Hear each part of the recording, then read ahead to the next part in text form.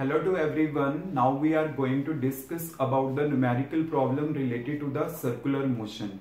Circular motions के जो numerical हैं itself बहुत ज़्यादा important है और इसके numerical क्या होते हैं relatively easy होते हैं but one thing you have to be remember कि जो इसमें quantities given होती हैं उसके आपको unit conversion करनी है means you have to take the units is always SI. तो आपके लिए easy रहेगा numerical को solve करना. So let's start with the numerical problem. The blades of an aeroplane propeller are rotating at the rate of 600 revolutions per minute. Means आपको यहाँ पे frequency mention है और आपने क्या कैलकुलेट करना है, एंगुलर वेलोसिटी कैलकुलेट करनी है. क्लियर.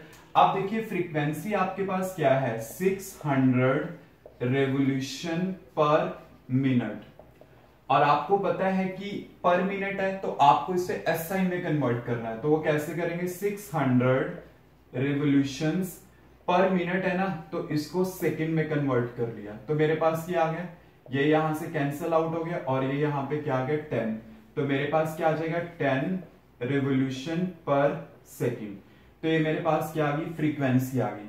अब मैंने एंगुलर वेलोसिटी कैलकुलेट करनी है. एंगुलर वेलोसिटी का मतलब क्या है, ओमेगा कैलकुलेट करना है. तो मैं ओमेगा कैसे कैलकुलेट करूंगा, omega equal to 2 pi nu. 2 pi nu का वैल्यू क्या है 10. ये मेरे पास है, बाद में इसके यूनिट्स आ जाएंगे लाइक जो ओमेगा के होंगे रेडियन पर सेकंड. तो आपके पास क्या आ जाएगा 20 पाई, ये मेरे पास आ गया. तो ये क्या आ जाएगा 20 पाई रेडियन पर second. Because you know very well कि जो इसके एसआई यूनिट हमारे पास होते हैं वो होते हैं रेडियन पर सेकंड. बेसिकली कितना एंगल फॉर्म हुआ है डिवाइडेड बाय द टाइम, तो वही चीज क्या होती है एंगुलर वेलोसिटी. तो इसका आंसर हमारे पास क्या होगा 20 pi radian per second. Clear, any doubt?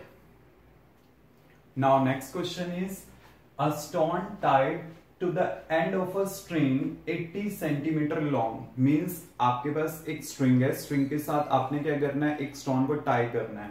Then क्या होगा, is made to rotate in a horizontal circle. Means इस टाइप से उसको रोटेट किया जाता है या आप इस टाइप से कह सकते हो लाइक दिस. आपके पास क्या है, उसकी रोटेशन कराई जा रही है with a constant speed if the stone makes 14 revolutions in 25 second. Means आपको रेवोल्यूशंस दी गई हैं in a particular time. Clear. What is the magnitude and the direction of the acceleration of the stone. मतलब अगर stone एक circle की form में revolve कर रहा है तो यहाँ पे जो एक्सेलरेशन होगी वो कौन सी एक्सेलरेशन होगी, it will be the centripetal acceleration. And we have to find कि सेंट्रीपिटल एक्सेलरेशन होगी कितनी. अगर मान लो कि मैं क्या करता हूँ, एक स्ट्रिंग को स्टोन के साथ टाई अप करता हूं तो उसको रिवॉल्व करता हूं, तो बेसिकली जितना स्ट्रिंग का लेंथ होगा वो क्या फॉर्म करेगा, एक रेडियस फॉर्म करेगा. जस्ट लाइक दैट कि स्ट्रिंग है, स्टोन को टाई अप किया, उसको मैंने रिवॉल्व किया. अगर मैंने उसको इस टाइप से रिवॉल्व किया तो बेसिकली ये जो स्ट्रिंग है स्टोन के साथ ये क्या फॉर्म करेगा, उसका रेडियस फॉर्म करेगा. तो रेडियस आपको कितना गिवन है 80 सेंटीमीटर. तो अगर मैं एसआई में कन्वर्ट करता हूं तो क्या होगा 80 मीटर. ये हमारे पास आ जाएगा. अब देखिए फ्रीक्वेंसी आपके पास कितने गिवन है, 14 रेवोल्यूशन है इन 25 सेकेंड. मींस 14 बाय 25, ठीक है, रेवोल्यूशन है इन 25 सेकेंड. तो मेरे पास एक तरह से यहां पे फ्रीक्वेंसी कितनी आ जाएगी 14 बाय 25 रेवोल्यूशन पर सेकेंड. क्लियर. अब अगर मुझे देखिए कि यहां पे न्यू भी पता है, आर भी पता है, तो मैं ए फाइंड आउट कर सकता हूं. और ए का फार्मूला मेरे पास होता है ओमेगा स्क्वायर इंटू आर.